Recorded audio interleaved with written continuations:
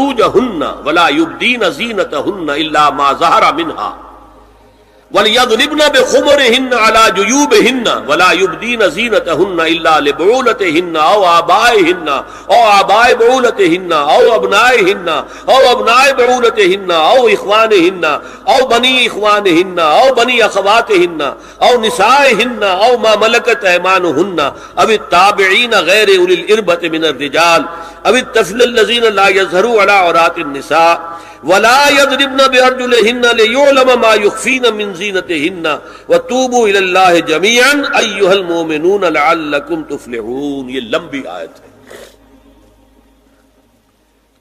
اہل ایمان، اے نبی کہہ دیجئے اہل ایمان مردوں سے اپنی نگاہیں نیچی رکھا کریں اور اپنی شرمگاہوں کی حفاظت کریں. یہی ان کے لیے زیادہ پاکیزہ عمل ہے. ان اللہ خبیر بما یصنعون، اور جو کچھ وہ کر رہے ہیں اللہ اس سے واقف ہے.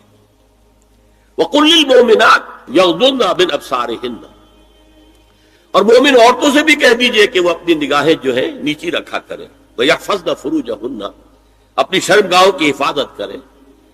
وَلَا يُبْدِينَ زِينَتَهُنَّ إِلَّا مَا ظَهَرَ مِنْهَا، اور اپنی زینت کو ظاہر نہ کیا کریں سوائے اس کے کہ جو بالکل ظاہر ہو جائے، از خود ظاہر ہو. دیکھیے سب سے پہلے میں آپ کو بتا چکا ہوں کہ یہ گھر کے اندر کا پردہ ہے. نگاہیں نیچی رکھنا گھر کے مرد بھی اور گھر کی عورتیں بھی. یہ کیوں کہا گیا؟ آج آپ کے علم میں نہیں ہوگا انسیسٹ کس قدر تیزی سے پھیل رہا ہے مغرب کے اندر. انسیسٹ کہتے ہیں باپ کا اپنی بیٹی سے ملوث ہو جانا، ماں کا اپنے بیٹے سے ملوث ہو جانا، بہن بھائیوں کا آپس میں زناکاری کرنا، یہ انسیسٹ کہنا. اس وقت امریکہ میں سب سے زیادہ جو پریکٹس ہے وہ سائیکیٹرسٹ کی ہے. بڑی فیسیں ہیں، بڑی دوائیں ہیں. جو فارماسیوٹیکل انڈسٹری ہے اس میں بھی سب سے زیادہ فلرشنگ وہ دوائیں ہیں کہ جو ذہنی امراض کی. اور مجھ سے وہاں کئی سائیکیٹرسٹ نے کہا ذہنی امراض کا سب سے بڑا سبب انسیسٹ ہے. بیٹی سے زنا کیا ہے باپ نے، بیٹی کے دل پر جو داغ لگ گیا ہے اس کا دماغی توازن ٹھیک نہیں رہتا. بہن سے زنا کیا بھائی نے، اور یہ نہ سمجھیے کہ آپ کے ہاں نہیں ہو رہا، یہ وبا آ چکی ہے. کہیں آپ نے اخبار میں پڑھا ہوگا بیٹی نے جا کر تھانے میں خبر دی کہ باپ نے میرے ساتھ یہ حرکت کی. یہ ساری چیزیں آج ہو رہی ہیں ہمارے. اس لیے کہ جب زنا کے جو دواعی ہیں، داعیات ہیں، جو زنا کی ترغیب ہے وہ پھیلی ہوئی ہوگی، عام ہوگی، تو راستے نکالے گا. گھروں میں مرد بھی اپنی نگاہیں نیچی رکھیں. کیا مطلب؟ باپ بھی اپنی بیٹی کو گھور کر نہ دیکھے. بیٹی بیٹی ہے، لڑکی ہے. جوان بھائی بھی اپنی جوان بہن کو گھور کر نہ دیکھا. نگاہیں نیچی رکھیں. یہ نگاہیں نیچی رکھنا بازار میں چلتے ہوئے نہیں ہے، وہ تو سوسائڈ ہو جائے گی، موت آ جائے گی. کوئی گاڑی آپ کو روک دے گی. یہ گھر کے اندر ہے. اور اس لیے ہے کہ بہرحال باپ مرد ہے، بیٹی عورت ہے. میں نے آپ کو فرائڈ کی بات بتا دی ہے. وہ تو کہتا ہی ہے کہ باپ اگر محبت بڑی نگاہ بیٹی پر ڈال رہا ہے اس میں سیکس ہے، سیکس کا جذبہ ہے. اگر ماں بیٹے پر محبت بڑی نگاہ ڈال رہی ہے تو سیکس ہے. ایڈیپس کمپلیکس مشہور ہے اس کا. لیکن اپنی جگہ یہ ہے کہ باپ مرد ہے، بیٹی عورت ہے، بھائی مرد ہے، بہن. لہذا گھروں کے اندر بھی اپنی نگاہوں کو نیچا رکھو. میں آپ کو قول سنا چکا ہوں مولانا فراہی کا. اصلاحی صاحب نے کہا جب مولانا فراہی نے مجھ سے یہ کہا کہ اصل میں سورہ احزاب میں گھر کے باہر کا پردہ ہے اور سورہ نور میں گھر کے اندر کا پردہ ہے، تو کہتے میری آنکھیں کھل گئیں اور چابی مل گئی، کلید مل گئی ان آیات کو سمجھنے کی، ان کی اصل پس منظر کو، حقیقت کو جاننے کا راستہ کھل گیا. تو یہ جو ہے غض بصر یہ باہر کے لیے نہیں ہے، یہ گھر کے اندر کے لیے. بیٹی کا آخر جوان ہو رہی ہے، اس کے سینے کے اوپر کچھ ابھار آ رہا ہے، اس کو گھور کر مت دے، نگاہیں نیچے کر. قل للمؤمنین یغضوا من ابصارهم ویحفظوا فروجهم ذلک ازکی لهم ان اللہ خبیر بما یصنعون. نوٹ کر لیجئے کہ یہ کہاں ہو رہا ہے؟ گھر میں داخلے کے بعد. گھر میں داخلہ اجازت سے، اور داخلہ ہوگا صرف محرموں کا. گھر کے اندر جو ہے وہ نامحرم تو نہیں آئے گا. یہ میں آگے بیان کر رہا ہوں. وَقُلْ لِلْمُؤْمِنَاتِ يَغْضُضْنَ مِنْ أَبْصَارِهِنَّ وَيَحْفَظْنَ مِنْ فُرُوجِهِنَّ، اور کہہ دیجئے مومن عورتوں سے بھی کہ وہ بھی اپنی نگاہیں جھکا کر رکھیں اور اپنی شرمگاہوں کی حفاظت کریں. وَلَا يُبْدِينَ زِينَتَهُنَّ إِلَّا مَا ظَهَرَ مِنْهَا. اس ٹکڑے پر بڑا قیل و قال ہے جدید مفکرین اور جدید دانشوروں نے کہ وہ اپنی زینت ظاہر نہ کرے سوائے اس کے جو خود ظاہر ہو جائے. وہ کہتے ہیں اس میں چہرہ بھی شامل ہے، اور جب چہرہ شامل ہے تو اس کا مطلب چہرے کا پردہ نہیں ہے. لا حول ولا قوت الا باللہ. آپ کو بہت سے حضرات نے وہ پڑھی ہوگی بحث جو جنگ میں ہو گئی تھی. ایک صاحب وہ انسٹیٹیوٹ آف پالیسی اسٹڈیز اس کے اسکالر ہیں، ریسرچ کا، انہوں نے لکھ دیا کہ الا ما ظہر منہا میں چہرہ ظاہر ہے، شامل ہے، لہذا پردہ نہیں ہے. اور ارشاد احمد حقانی صاحب نے بھی زوردار اس کے اوپر جو ہے وہ تائید لکھ دی، اور گویا کہ کہا کہ اب تو مسئلہ ہی طے ہو گیا. جب ایک ریسرچ اسکالر کہہ رہا ہے تو یہ مولوی ملاٹے جو کہتے پڑھتے ہیں کہ یہ عورت کا جو چہرے کا پردہ ہے، یہ تو بات ختم ہو گئی. The matter is clutched. میں نے صرف ایک جواب دیا کہ اس شخص نے جو بڑا ریسرچ اسکالر تھا، پہلے یہ لکھا ہے کہ سورہ نور کی ان آیات میں سطر کے احکام آ رہے ہیں، تو پھر یہاں پردے کا چہرے کا معاملہ کیا ہو؟ سطر میں تو پردہ چہرہ شامل نہیں ہے. محرموں سے پردہ کیا ہے؟ محرموں سے اس کا نام سطر ہے. عورت کا پورا جسم سطر ہے سوائے چہرے کی ٹکیا اور یہ ہاتھ اور یہ پاؤں، بس. کیا مطلب ہے؟ بھائی بھی نہیں دیکھ سکتا بہن کے جسم کا کوئی اور حصہ، باپ بھی نہیں دیکھ سکتا بیٹی کے جسم کا کوئی حصہ. یہ سطر ہے. سطر محرموں سے پردہ ہے. اس سے آگے صرف شوہر یا حسب ضرورت طبیب، سرجن، بس. یہ محرموں کا پردہ.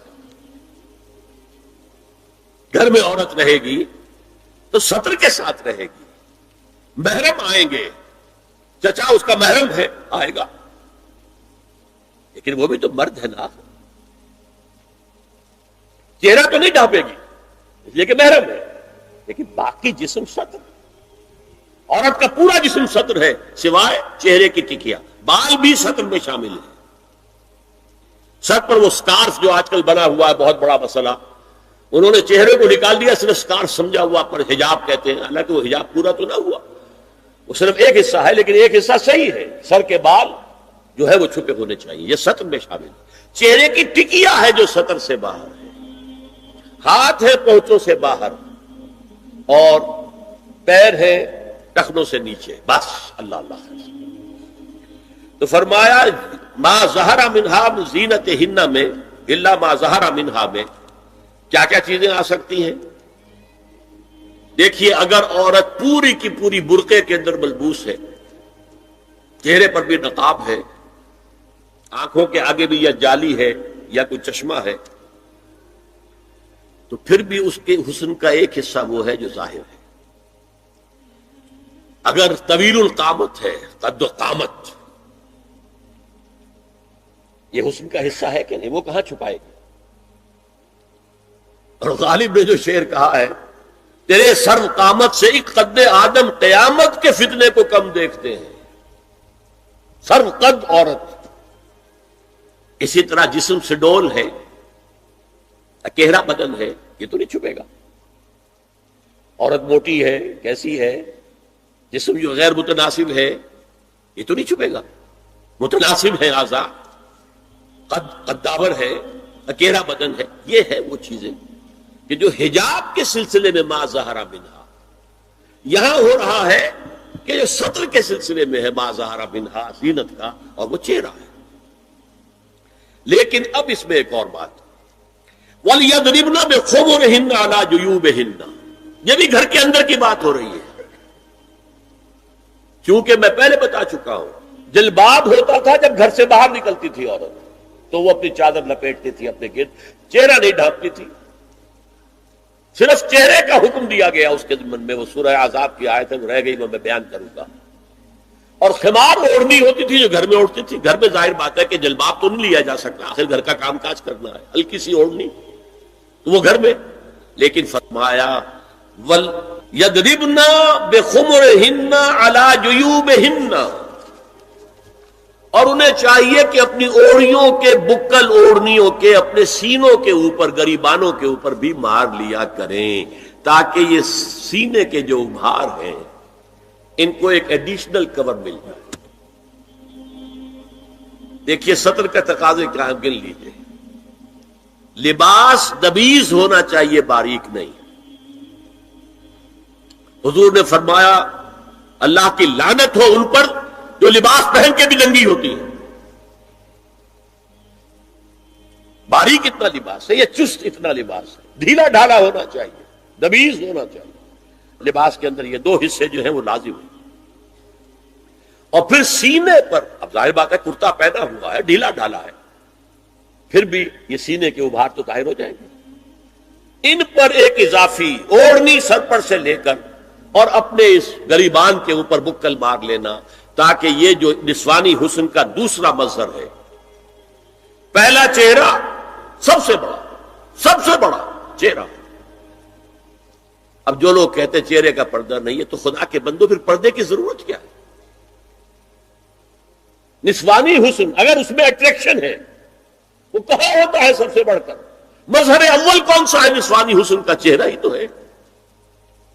اب میں ذرا شرم کے ساتھ کہہ رہا ہوں لیکن یہ اپنی شاعری کے کچھ الفاظ آپ کو سنا رہا ہوں۔ یہ لب لعلین کہاں ہوتے ہیں؟